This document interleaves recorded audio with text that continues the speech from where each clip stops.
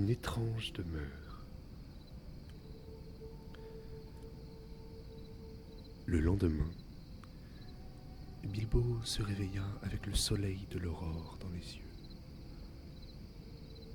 Il se leva d'un bond pour voir quelle heure il était et pour mettre sa bouilloire sur le feu.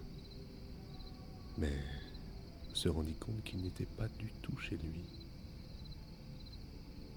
Alors il se rassit et rêva d'un savon et d'une brosse. Mais il ne reçut ni l'un ni l'autre. Ni thé, ni toast, ni bacon pour son petit déjeuner. Seulement du lapin et du mouton froid.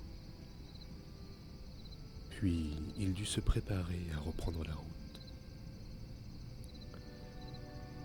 Cette fois, on lui permit de monter sur le dos d'un aigle et de s'accrocher entre ses ailes. Le souffle de l'air était partout sur lui, et il ferma les yeux. Les nains criaient des adieux et promettaient de récompenser le seigneur des aigles s'ils en avaient un jour l'occasion. Et 15 grands oiseaux déployèrent leurs ailes au flanc de la montagne. À l'est, le soleil frôlait encore l'horizon. La matinée était fraîche et la brume sommeillait au creux des vallées et serpentait de part et d'autre des cimes et au sommet des collines. Bilbo entr'ouvrit les yeux. Ils étaient déjà hauts dans les airs. Le monde paraissait lointain et les montagnes disparaissaient rapidement derrière. Il referma les yeux et s'agrippa plus fermement. « Ne pincez pas, dit l'aigle.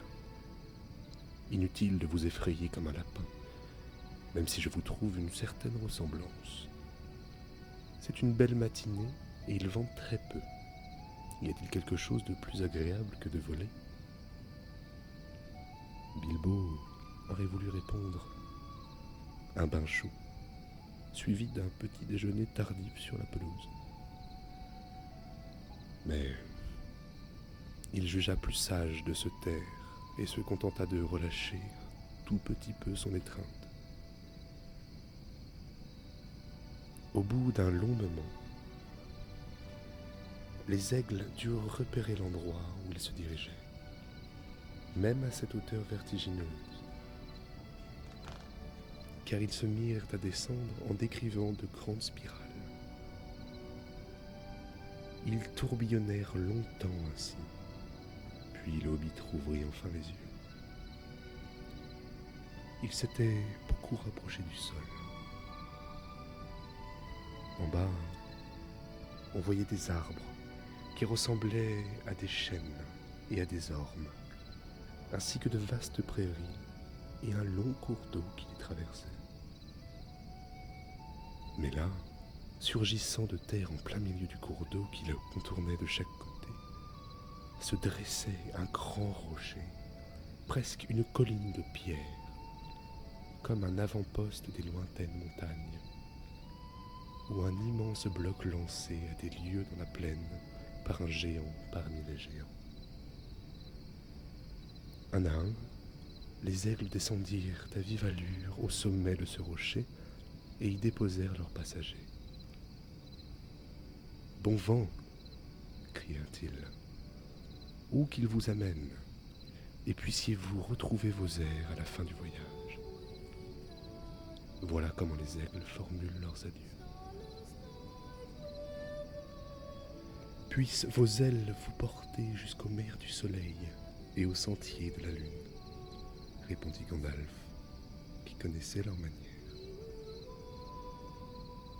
Ainsi, ils se séparèrent, et même si le seigneur des aigles devait ensuite devenir le roi de tous les oiseaux et porter une couronne dorée, tout comme ses 15 chefs et leurs colliers d'or, tous façonnés de précieux métal offerts par les nains, Bilbo ne les revit jamais, sauf dans les airs et de loin, à la bataille des 5 armées.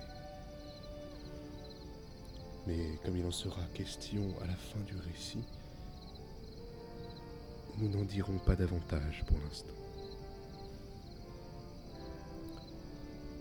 Au sommet du piton rocheux se trouvait une plateforme d'où partait un sentier creusé par l'usure, avec maintes escaliers qui descendaient jusqu'à la rive.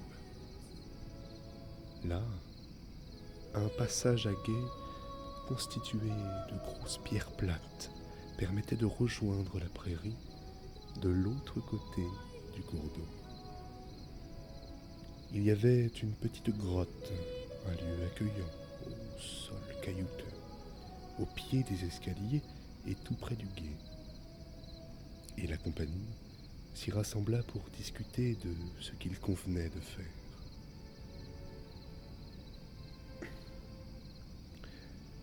J'ai toujours eu la ferme intention de vous conduire, sain et sauf si possible, au-delà des montagnes, dit le magicien. Et voilà que de bonnes décisions et une bonne part de chance m'ont permis de réussir.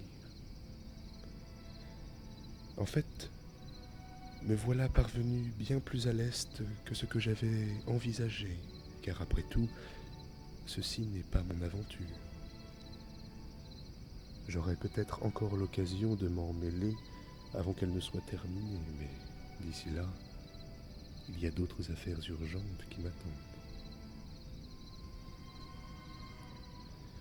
Les nains gémirent et parurent fort ébranlés, et Bilbo versa des larmes. Il commençait à croire que Gandalf les accompagnerait jusqu'au bout et qu'il serait toujours à leur côté pour les sortir du pétrin. « Je ne vais pas disparaître dans la seconde, dit-il. Je peux rester encore un jour ou deux. Je vous aiderai sans doute à résoudre vos difficultés actuelles, puisque je suis moi-même pris au dépourvu. Nous n'avons pas de nourriture, pas de bagages, pas de poney à monter, et vous ne savez pas où vous êtes. Mais ça, je peux vous le dire. Vous êtes encore à quelques milles au nord du chemin que nous aurions emprunté si nous avions franchi le col des montagnes comme prévu. Très peu de gens vivent dans les parages, à moins qu'il ne soit arrivé depuis la dernière fois que je suis passé par ici, ce qui fait déjà quelques années. Mais je connais quelques-uns qui habitent près d'ici. Ce quelqu'un a construit des escaliers qui montent sur le grand rocher. Le Carrock, comme il l'appelle si je ne m'abuse. Il ne vient pas souvent par ici, et certainement pas pendant la journée. Il est inutile de l'attendre. En fait, ce serait même très dangereux. Il faut aller à sa recherche.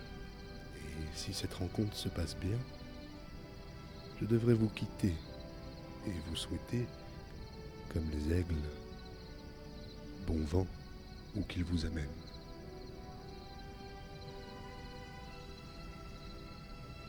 Ils l'implorèrent de rester. Ils lui offrirent de l'or, de l'argent et des joyaux du dragon, mais il refusa de changer d'avis. On verra, dit-il.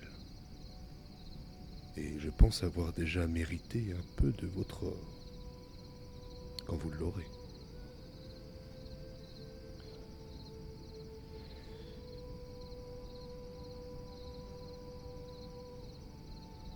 Sur ce, ils cessèrent de le supplier. Puis ils se dévêtirent et se baignirent dans les eaux claires et peu profondes qui coulaient dans un lit pierreux au passage à gué. Lorsqu'ils se furent séchés au soleil, lequel brillait maintenant de tous ses feux, ils se sentirent revigorés, quoiqu'un peu affamés et encore courbattus. Ils franchirent bientôt le gué, avancèrent dans l'herbe haute et verte, entre les rangées d'arbres, des chênes aux longs bras et des ormes élancés. Et pourquoi l'appelle-t-on le Caroc ? Demanda Bilbo qui marchait aux côtés du magicien. Il l'a nommé Caroc parce que c'est le mot qu'il emploie pour désigner ces choses. Pour lui, ce sont des Carocs. Celui-ci, c'est le Caroc, parce qu'il n'y en a pas d'autre près de chez lui et qu'il le connaît bien. Qui ça ? Qui le connaît bien ? Le quelqu'un dont je parlais tout à l'heure, un très grand monsieur. Vous devrez tous être très polis quand je vous présenterai. Je vais le faire progressivement, 2 à la fois, je pense. Et il ne faut pas que vous le contrariez, autrement les choses pourraient mal tourner. Il peut être abominable lorsqu'il se fâche, bien qu'il soit assez gentil quand on lui fait plaisir.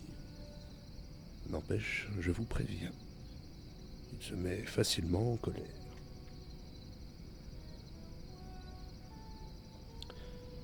Les nains s'attroupèrent autour du magicien en l'entendant parler ainsi à Bilbo.